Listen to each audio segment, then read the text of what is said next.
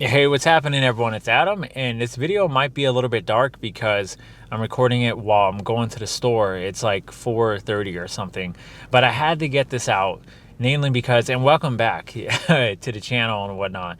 And if it's your first time viewing, I really just love reviewing tech products and whatnot, but this is a vlog talking about and basically in response to, is tech YouTube dead, from Travis McPee's video.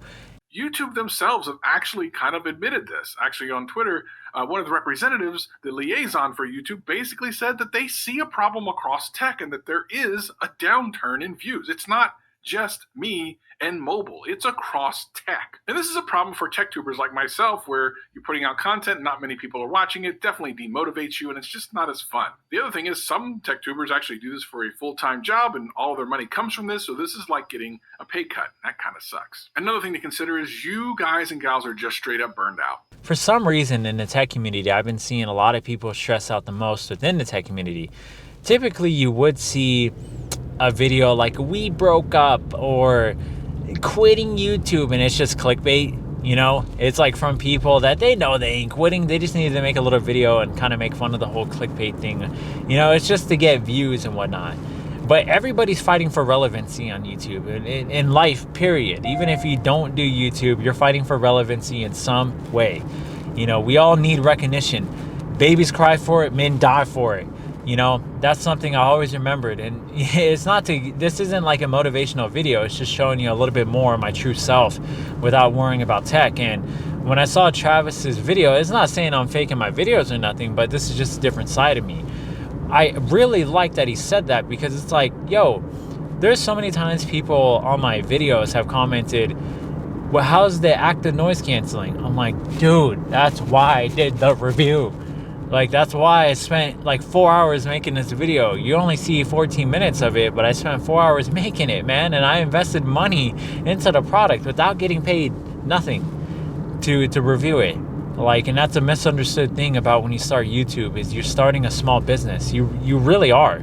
Even if you're not spending thousands of dollars on products. But it's hardest in the tech community, because if you're not, people live vicariously through each other. So, look that word up, or I'll show a dictionary definition if you don't know what that is.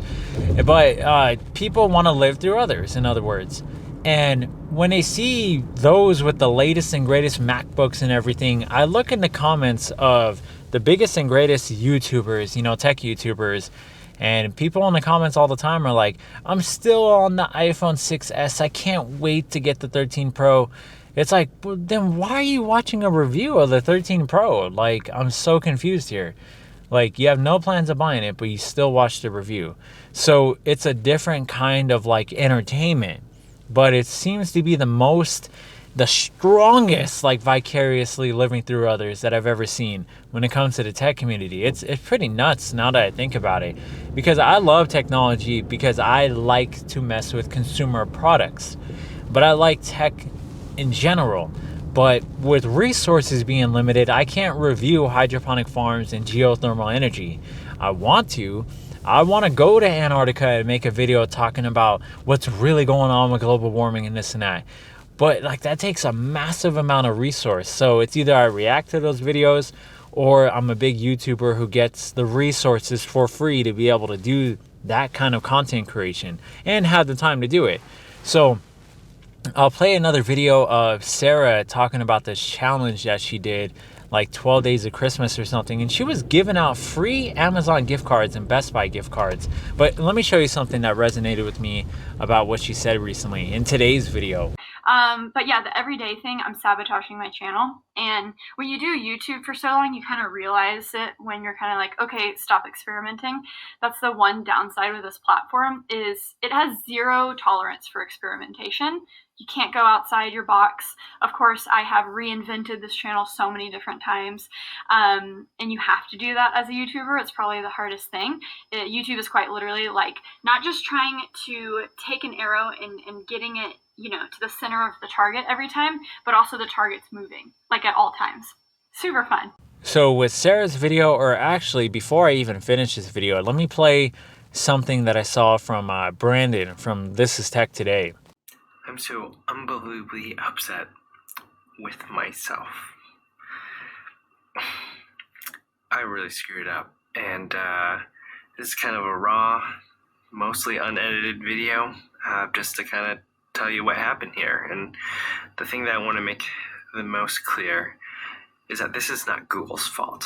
Why are you stressing so much? Like, things happen. Like, okay, you got a cracked phone. Like, like how is that gonna hurt your review? Like, you don't work for Google, you know. Yeah, you're on YouTube, but like, they ain't paying you up front unless they are. But even then, it's like, bro, like, you can only do so much. Like, mistakes happen. Like, that should be a pro to show you that, hey, I dropped this phone once and look at the damage caused. I'm going to include that in the review, you know.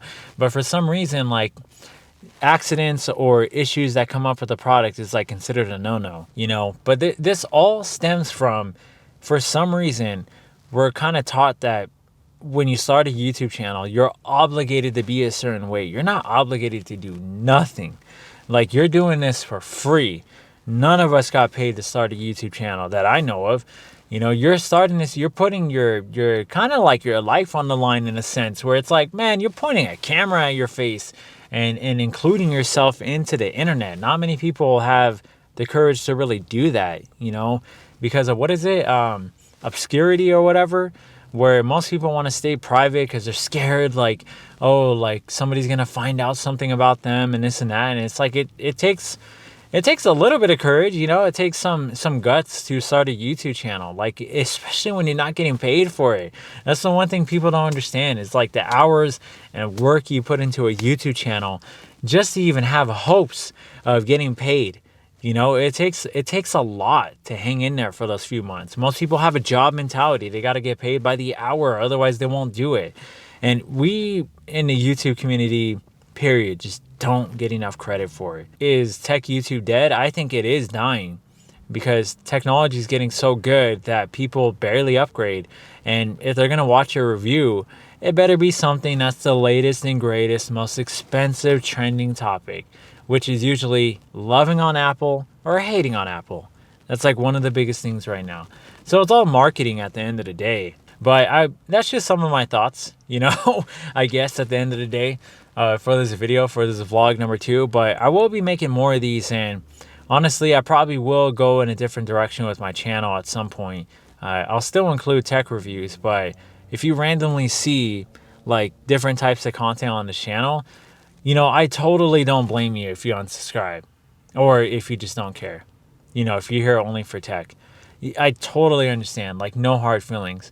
But just giving you a word of warning, I probably will start doing different content on this channel, since I don't want to start another one. I've already put so much work into this one, and basically just take a chance on seeing if the algorithm might be messed up or if it might get better. I've seen people change up their style and their content on other channels, and suddenly, boom, they went with what their intuition said and blew up. And you know, you got to get a return on your investment at some point. You can't just keep crossing your fingers and doing things the hard way. Do you hate the player or hate the game? You know? And I'd say you hate the game if you see somebody decide to go a different direction. It doesn't mean that they're just chasing clout or, you know, trying to find a quick way. I mean, we ain't got time. I ain't got time. I've invested so much time into this channel, and I've invested so much into real estate and whatnot. I know what pain and sacrifice looks like. And to be honest, when it comes to YouTube, I just want to do what I want to do. You know, I'm not obligated to be in any genre. And I just wish more people were honest about it. Like, stop. And if anybody who is starting a YouTube channel or anybody that I mentioned sees this, stop feeling so obligated, man. Just do what you want to do. and people will let you know if it's worth their time or not. So anyhow, thanks for watching this. I hope you're all well, and I'll see you on the next one.